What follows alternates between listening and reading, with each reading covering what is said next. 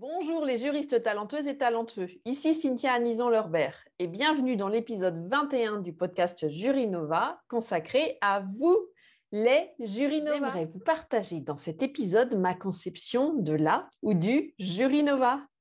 Pourquoi Jurinova, me demandez-vous régulièrement. Donc jury est issu de juriste, bien entendu, et nova en astronomie signifie une étoile qui devient brutalement extrêmement brillante de l'ordre de 10 magnitudes.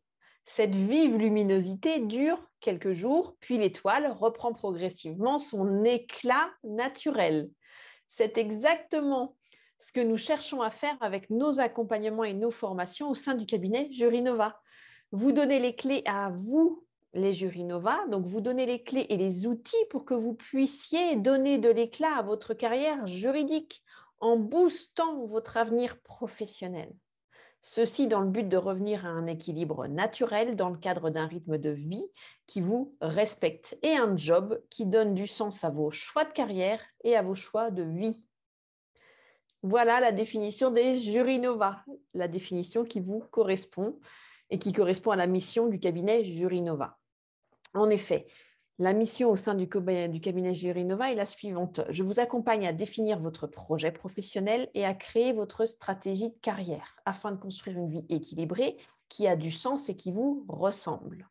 Mon objectif, vous partager mes méthodes, mes outils, mes expériences et mes valeurs afin que vous économisiez des mois de questionnement, des mois de doute, des mois de recherche infructueuse en quelques semaines. J'ai été à votre place au cours de mes 15 années de carrière juridique. Je me suis posé des questions, j'ai eu des doutes, j'ai eu des déceptions, j'ai eu des déconvenues. J'ai traversé des étapes, comme tout le monde, souvent dans l'inconfort de la solitude, comme beaucoup d'entre vous également, comme beaucoup de Jurinova. Je suis passée de la non-Jurinova, donc dans l'ombre, à la Jurinova régulièrement. J'ai repris de l'éclat. Je me suis remise à briller, je me suis reconnectée avec ma brillance, comme on dit, ma lumière intérieure, d'accord? Donc, j'ai traversé également ces fameuses étapes de doute et de questionnement. Voici en exemple quelques-unes des questions que je me suis posées notamment et que vous vous posez peut-être. Comment s'affirmer? Comment convaincre? Comment conserver sa confiance en soi, même en eau trouble, même en situation compliquée, même dans un environnement difficile à vivre au quotidien?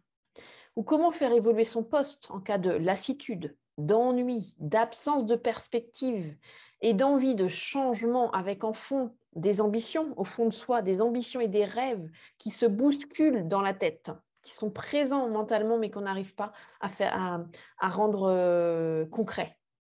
Comment faire face à la surcharge de travail, à la peur de l'épuisement? Comment négocier et obtenir des moyens complémentaires pour son service? Après un burn-out, comment se relever? Comment trouver ce que nous voulons faire par la suite pour son avenir professionnel après le burn-out? Comment définir ce que nous ne voulons plus faire? Et comprendre pourquoi nous en sommes arrivés là. La perte de sens? Peut-être. Le perfectionnisme? Peut-être. Le syndrome de la bonne élève? Peut-être. Le manque de moyens et la surcharge de travail? Peut-être. L'absence de reconnaissance? Peut-être. La déshumanisation des organisations?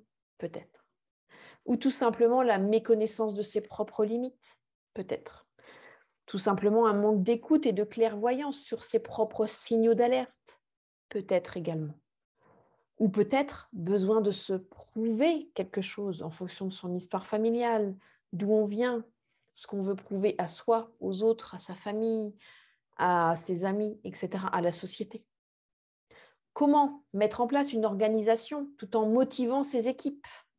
Comment recruter et attirer des talents? Comment négocier le budget en amont pour recruter ces talents? Comment faire évoluer son service et ses équipes, les membres de son équipe? Comment réussir à trouver un bon équilibre de vie?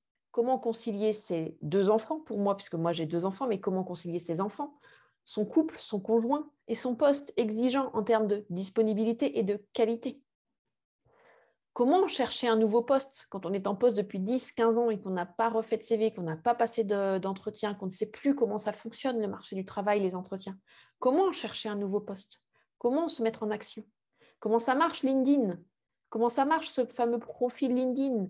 Les postes, les expériences, les recherches d'emploi sur LinkedIn, les recommandations, les groupes LinkedIn, la messagerie privée et les compétences. Comment tout cela fonctionne? Comment valoriser tout son parcours sur un CV en une page? Comment identifier ses compétences? Ses compétences actuelles, les compétences qu'on souhaite continuer à exercer et les compétences transverses si on souhaite s'orienter vers une reconversion partielle ou totale. Comment passer de juriste expert à manager? Et comment trouver les opportunités? Comment valoriser son parcours quand on a été juriste expert pendant 10 ans pour passer manager?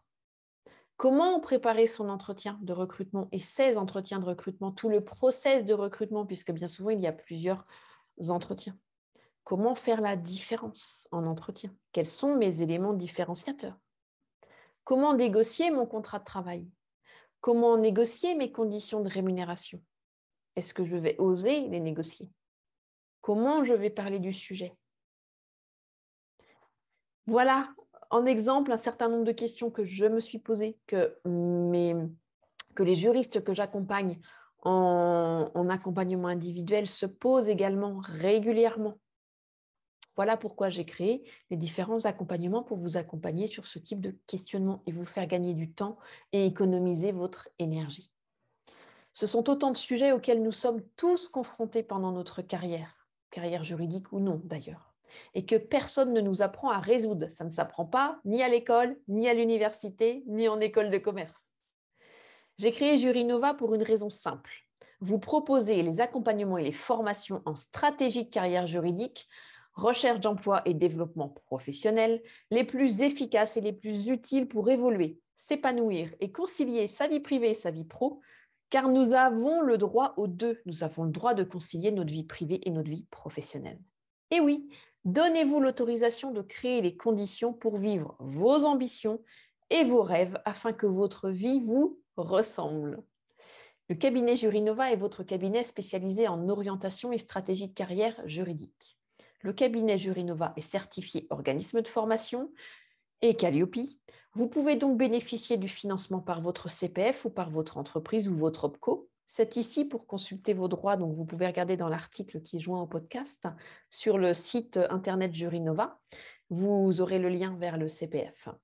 Le cabinet Jurinova est le spécialiste des carrières juridiques. Je vous accompagne à trouver votre voie et à construire la carrière qui vous correspond. Le cabinet vous accompagne, vous les professionnels du droit, dans le cadre de bilan de compétences, d'accompagnement à la mobilité et à la prise de poste, de préparation à la retraite, de coaching professionnel et de formation professionnelle e-learning 100% orientée stratégie de carrière et développement professionnel. Afin de répondre à vos besoins de flexibilité, les Jurinova, à vos besoins d'efficacité, les Jurinova, et à vos besoins de discrétion, les Jurinova, ce qui est tout à fait compréhensible, les accompagnements sont 100% à distance. Vous en bénéficiez où que vous soyez basé. Merci de votre attention à toutes les Jurinova et tous les Jurinova qui suivent ce podcast.